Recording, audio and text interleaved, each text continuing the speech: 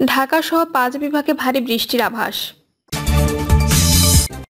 এদিকে প্রধান উপদেষ্টার সঙ্গে বিএনপির বৈঠক শনিবার। জানাবো মন্ত্রী এমপি নেতারা কিভাবে সীমান্ত দিয়ে পালালেন জানে না বিজিবি। জানাবো আনন্দবাজারের প্রতিবেদন, ডক্টর ইউনূসের সফল জাতিসংঘ সফরে চিন্তিত ভারত।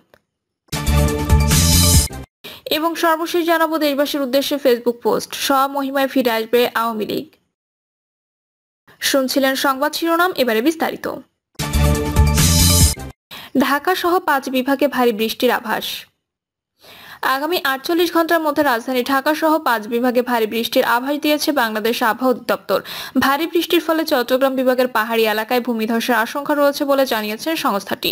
আবহাওয়া অফিস জানায়, সক্রিয় মৌসুমী বায়ুর প্রভাবে রাজশাহী, ঢাকা, খুলনা, বরিশাল ও চট্টগ্রাম বিভাগের কোথাও কোথাও সকাল 9টার মধ্যে ভারী অতি ভারী বর্ষণ হতে পারে। ভারী বর্ষণজনিত কারণে চট্টগ্রাম বিভাগের পাহাড়ি এলাকায় কোথাও কোথাও ভূমিধসের সম্ভাবনা রয়েছে বলেও জানায় সংস্থাটি। প্রধান উপদেষ্টার সঙ্গে বিএনপির বৈঠক শনিবার। রাষ্ট্র সংস্কারের গঠিত 6 কমিশনের কার্যক্রম শুরুর আগে রাজনৈতিক দলগুলোর সঙ্গে বৈঠক করার সিদ্ধান্ত নিয়েছে অন্তর্বর্তী সরকার। বৈঠক থেকে রাজনৈতিক দলগুলোর কাছ থেকে সংস্কার কার্যক্রমের জন্য সুপারিশ নেবেন তারা। এর অংশ হিসেবে আগামী শনিবার প্রধান উপদেষ্টার সঙ্গে বৈঠকে করবে বিএনপি। এদিন রাষ্ট্রপতির বাসভবন যমুনায় এই বৈঠকে অনুষ্ঠিত হবে। প্রসঙ্গে জানতে চাইলে বিএনপির মিডিয়া সেলের সদস্য শাহরুল কবির খান জানান, বিএনপির সঙ্গে প্রধান উপদেষ্টার বৈঠকের বিষয়ে শুনেছি আগামী শনিবার হবে, তবে ওই দিন কখন বৈঠক হবে জানি না। মন্ত্রী এমপি নেতারা কিভাবে সীমান্ত দিয়ে পালালেন জানে না বিজিবি। ছাত্র জনতার অভ্যুত্থানে শেখ হাসিনার নেতৃত্বাধীন সরকার পতনের পর সাবেক মন্ত্রী এমপি সহ আওয়ামী লীগের নেতা সমর্থক অনেকেই দেশ ছেড়েছেন বিভিন্ন সীমান্ত দিয়ে। দালাল সিন্ডিকেটের সহায়তায় কেউ কেউ ভারতে ঢুকতে কোটি টাকাও দিয়েছেন, তবে 20 লাখের নিচে কেউ ঢুকতে পারেনি। অভিযোগ আছে, ভিআইপিদের অনেকে পার হওয়ার সময় দুদেশের প্রশাসনের লোকজনের সহায়তা নিয়েছেন, যদিও এ বিষয়ে কেউ মুখ খুলতে নারাজ। আওয়ামী দোসরদের সাজানো প্রশাসন হওয়ায় কৃতজ্ঞতা প্রকাশ করতে অনেকে তাদের নির্বিঘ্নে দেশ ছাড়তে সব ধরনের সহায়তা দিয়েছেন এবং এখনো দিচ্ছেন। ইতোমধ্যে তালিকাভুক্ত বৈষম্য বিরোধী ছাত্র আন্দোলন বিরোধী 22 অ্যাক্টিভিস্টকে গ্রেপ্তার করেছে বিজিবি। কিন্তু সীমান্তে বিজিবির শক্ত অবস্থান নেওয়ার পরও প্রচুর সংখ্যক আওয়ামী লীগের নেতাকর্মী, সমর্থক ও সাবেক এমপি মন্ত্রী পালিয়েছেন। তারা কিভাবে কোন সীমান্ত দিয়ে পালিয়েছেন তা জানে না দেশের সীমান্ত রক্ষী বাহিনী। তবে দুপুরে বিজিবি সদর দপ্তরের কনফারেন্স হলে আয়োজিত সংবাদ সম্মেলনে বিজিবির মহাপরিচালক মেজর জেনারেল মোহাম্মদ আশরাফুজ্জামান সিদ্দিকী বলেন, দেশ থেকে পালানোর ঘটনায় বিজিবির দায় আছে।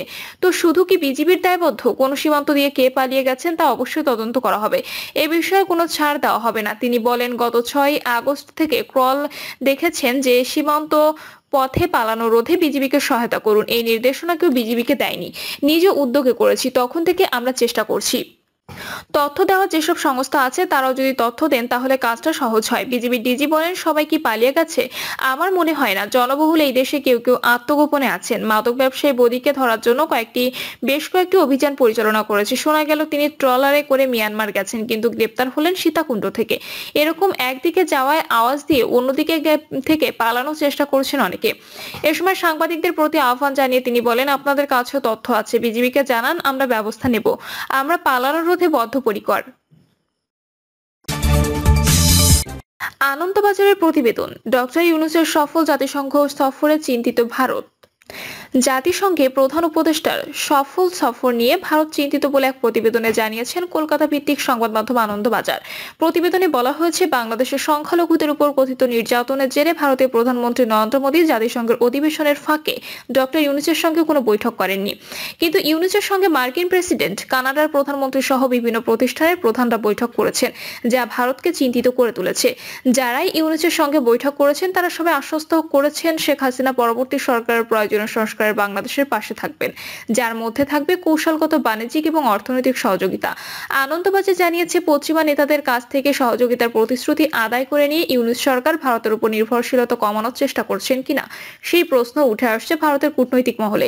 এছাড়া পাকিস্তানের প্রধানমন্ত্রী শেহবাজ শরীফ এবং চীনের পররাষ্ট্রমন্ত্রী ওয়াং উইর সঙ্গে ডক্টর ইউনূসের আলোচনা উদ্বিগ্ন করে তুলেছে ভারতকে। আনন্দবাজারের প্রতিবেদনে দাবি করা হয়েছে, বাংলাদেশ পাকিস্তান সম্পর্ক গভীরে যে নীতি এখন অবলম্বন করা হচ্ছে, এর মাধ্যমে বার্তা যাচ্ছে যে জামাত ইসলামীকে প্রাধান্য দেওয়া হচ্ছে, যা ভারতের জন্য কোনোভাবে স্বস্তির বিষয় নয়। প্রতিবেদনে আরো বলা হয়েছে, বাংলাদেশ ও পাকিস্তানের মধ্যে যদি সম্পর্ক বৃদ্ধি পায় তাহলে এটি আটকানোর মতো অস্ত্র এখন ভারতের কাছে নেই। দেশবাসীর উদ্দেশ্যে ফেসবুক পোস্ট, সহমহিমায় ফিরে আসবে আওয়ামী লীগ। কেউ যদি মনে করেন অত্যাচার নির্যাতন করে আওয়ামী লীগকে ধ্বংস করে দেবেন, তাহলে তারা বোকার স্বর্গে বাস করেন। আওয়ামী লীগের শেকড় অনেক গভীরে। এই দেশের জন্মের সঙ্গে আওয়ামী লীগের সম্পর্ক। দেশের ঐতিহ্যবাহী দল আওয়ামী লীগ স্বমহিমায় ফিরে আসবে, দেশের অসমাপ্ত উন্নয়নের কাজ এগিয়ে নিয়ে যাবে, বাংলাদেশকে বিশ্বের বুকে একটি উন্নত রাষ্ট্র হিসেবে প্রতিষ্ঠিত করবে। দেশবাসীর উদ্দেশ্যে দেওয়া পোস্টে বলা হয়, জানি আপনারা ভালো নেই। দেশের সার্বিক অবস্থা চারদিকে সবার মাঝে এক সংকটময় অরাজক পরিস্থিতি তৈরি করেছে। বাংলাদেশ আওয়ামী লীগ এবং দলের সভানেত্রী শেখ হাসিনা যে কোনো পরিস্থিতিতে আপনাদের পাশে আছেন এবং থাকবে ইনশাল্লাহ। আপনারা সবাই মহান সৃষ্টিকর্তার কাছে দেশ ও দেশের জনগণের জন্য দোয়া করবেন। আপনারা সবাই জানেন, সবই দেখেছেন, এখন হয়তো সবকিছু অনুধাবন করতে পারছেন কি পরিস্থিতিতে শেখ হাসিনা দেশ ছেড়েছিলেন। ষড়যন্ত্রকারীরা আরো লাশ চেয়েছিল, তিনি চাননি আর কোনো বাবা মায়ের বুক খালি হোক, তাই সময়ের প্রয়োজনে এই সাময়িক পদক্ষেপ নিয়েছেন। আপনারা দেখেছেন, আদালতের রায় শিক্ষার্থীদের সব দাবির পক্ষে গিয়েছে। শেখ হাসিনা ও আমাদের সরকার তাদের সকল দাবি মেনে নিয়ে তদন্ত সাপেক্ষে সুষ্ঠু বিচারের নিশ্চয়তা দিয়েছিল। নিহত সকল পরিবারের পাশে দাঁড়িয়েছিল, আহতদের বিনা খরচে চিকিৎসার ব্যবস্থা করেছিল। তারপরও কেন এই অরাজকতা, এত হত্যা, এত ধ্বংসযজ্ঞ করা হলো? কারণ এর পেছনে ছিল ক্ষমতা দখলে দেশীয় আন্তর্জাতিক ষড়যন্ত্র। আপনারা দেখেছেন 16 জুলাই থেকে ছাত্রদের আন্দোলনকে হাইজ্যাক করে কিভাবে দেশের রাজনৈতিক অপশক্তি, বিদেশি এজেন্টরা কিভাবে হত্যা ও অগ্নিসংযোগ শুরু করে। এমনকি ছাত্রদের ওপর 7.62 রাইফেল ব্যবহার করে 2টি গুলি চালিয়ে পরিস্থিতিকে অগ্নিগর্ভ করে তোলা হয়। কিভাবে ঢাকা শহরে অবস্থিত রাষ্ট্রের স্থাপনাগুলো ধ্বংস করা হয়েছে, কিভাবে মসজিদ, মন্দির, গির্জা, বৌদ্ধ মঠে হামলা ও ভাঙচুর চালানো হয়েছে, কত নিষ্ঠুরভাবে পুলিশ ও সাংবাদিক হত্যা এবং মসজিদের ইমাম, মুয়াজ্জিন, শিক্ষক, সাংস্কৃতিক কর্মীদের লাঞ্ছিত করা হয়েছে। 5ই আগস্ট কিভাবে বাঙালি জাতির মহান স্বাধীনতা ও মুক্তিযুদ্ধের সূতিকাগার, জাতির পিতার স্মৃতি বিজড়িত বঙ্গবন্ধু স্মৃতি জাদুঘর ধ্বংস করা হয়েছে। প্রধান বিচারপতির বাসভবন, নির্বাচন কমিশন সহ রাষ্ট্রের বিভিন্ন গুরুত্বপূর্ণ ব্যক্তিবর্গের সরকারি বেসরকারি অফিস, আদালত, বাসভবন পোড়ানো ও লুটপাট করা হয়েছে।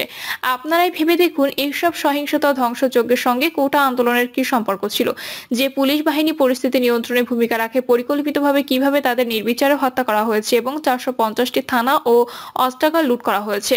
নিষ্ঠুরভাবে একজন অন্তঃসত্ত্বা পুলিশ অফিসারকে পুড়িয়ে মারা হয়েছে। কতজন পুলিশকে হত্যা করা হয়েছে এই সংখ্যাও জাতির সামনে এখনো সরকার প্রকাশ করছে না। এর সবই ছিল ক্ষমতা দখলের একটি ষড়যন্ত্র। তখন সরকার আরো কঠোর হলে হয়তো আরো লাশ পড়তো, আরো অনেক বাবা মায়ের বুক খালি হতো। তাই মানুষের জানমাল রক্ষায় শেখ হাসিনা এই পদক্ষেপ নিয়েছিলেন। আপনারা ইতিমধ্যে শুনেছেন, সম্প্রতি যুক্তরাষ্ট্রের নিউ ইয়র্কে ক্লিনটন ফাউন্ডেশনের একটি অনুষ্ঠানে এই অবৈধ সরকারের প্রধান উপদেষ্টা ডক্টর ইউনূস বলেছেন, এই আন্দোলন একদিনে সৃষ্টি হয়নি, এর পেছনে দীর্ঘ পরিকল্পনা ছিল এবং এর মাস্টার মাইন্ড হিসেবে একজনের পরিচয় করিয়ে দিয়েছেন।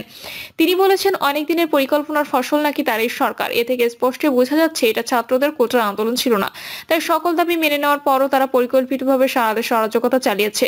দেশের বিরাজমান পরিস্থিতি দেখে আপনারা নিশ্চয়ই এখন অনুধাবন করতে পারছেন। আপনারা বুঝতে পারছেন কেন সেন্ট মার্টিন দ্বীপকে সংরক্ষিত করে কার্যত জনগণের যাতায়াতের জন্য নিষেধাজ্ঞা দেওয়া হয়েছে, কেন পার্বত্য চট্টগ্রামে পরিকল্পিতভাবে একের পর এক সহিংসতা তৈরি করা হচ্ছে। বাংলাদেশ আওয়ামী লীগ আপনাদের আশ্বস্ত করছে, আমাদের বুকে এক বিন্দু রক্ত থাকতে বাংলাদেশের মাটিতে অন্য কোনো দেশের ঘাঁটি হবে না।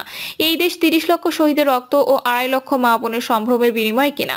এই দেশ বাঙালির 24 বছরের দীর্ঘ সংগ্রামের ফসল। অন্য কোনো দেশের পতাকা এই মাটিতে উঠতে দেওয়া হবে না। প্রয়োজনে আরেকটি যুদ্ধ হবে, স্বাধীনতা রক্ষার যুদ্ধ। শিক্ষকদের জুতার মালা পরিয়ে প্রহার করার মতো ন্যাক্কারজনক ঘটনা ঘটানো হয়েছে। শিক্ষকদেরকে শপথ বাক্য পাঠ করাচ্ছেন ছাত্ররা। শিক্ষকদের চেয়ার দখল করে সেখানে শিক্ষার্থীরা বসে আছে। এটা কি আমাদের সংস্কৃতি? শিক্ষকদের শ্রদ্ধা করা যুগ যুগ ধরে চলে আসা এই সংস্কৃতি কেন নষ্ট করা হয়েছে? কাদের স্বার্থে নষ্ট করা হয়েছে? অভিভাবকদের কাছে অনুরোধ, আপনারা দেশের ভবিষ্যৎ প্রজন্মকে এই ধ্বংসের হাত থেকে বাঁচান। শিক্ষার্থীরা এখন থাকবে ক্লাস ও শিক্ষাঙ্গনমুখী, কিন্তু এখনই তাদের সচিবালয় এবং ক্ষমতামুখী করে পরিকল্পিতভাবে কেন ধ্বংস করা হচ্ছে? জাতি ধ্বংসের এই পরিস্থিতি চলতে দেওয়া যায় না। আপনারা দেখেছেন, আল্লাহর পবিত্র ঘর মসজিদ ভাঙচুর ও লুটপাটের হাত থেকে রক্ষা পায়নি। খোদ রাজধানীর যাত্রাবাড়িতে মসজিদের ইমাম ও মুয়াজ্জিনকে পর্যন্ত লাঞ্ছিত করা হয়েছে। এমনকি জাতীয় মসজিদ বাইতুল মোকাররমে জুমার নামাজে খুতবারত অবস্থায় কিভাবে ভাঙচুর, হামলা ও পাল্টা হামলার ঘটনা ঘটেছে। এই সবই করা হচ্ছে পরিকল্পিতভাবে। দেশে একটা অরাজক পরিস্থিতি তৈরি করে স্থিতিশীলতা রক্ষার নামে বাইরের কোনো দেশকে বাংলাদেশে ঘাঁটি তৈরির সুযোগ করে দেওয়া। 5ই আগস্টের পর দেশের সংখ্যালঘু সম্প্রদায়ের উপর যেভাবে নির্মম হত্যাকাণ্ড, অত্যাচার ও নির্যাতন চালানো হয়েছে তা খুবই ন্যাক্কারজনক ও নিন্দনীয় ঘটনা।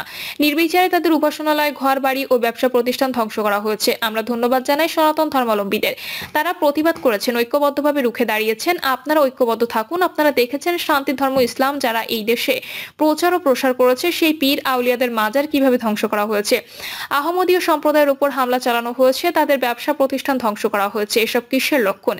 এই সব সবকিছু সুষ্ঠু তদন্ত, দোষীদের বিচার অবশ্যই করতে হবে এবং ক্ষতিগ্রস্তদের উপযুক্ত ক্ষতিপূরণ দিতে হবে। শেখ হাসিনা সরকার বিদ্যুৎ উৎপাদন ও সরবরাহ এবং দ্রব্যমূল্য জনসাধারণের নাগালের মধ্যে রাখার জন্য কঠোর পরিশ্রম করেছেন। 3000 মেগাওয়াট বিদ্যুৎ থেকে প্রায় 25,000 মেগাওয়াট বিদ্যুৎ উন্নীত করেছিল।